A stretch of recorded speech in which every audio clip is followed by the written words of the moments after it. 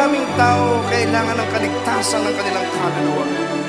Kagalingan sa sakit karamdaman, kalayaan sa utang, kalayaan sa curse of poverty, sa kahirapan, kalayaan sa mga works and wiles of the devil, pero ayaw makalaya.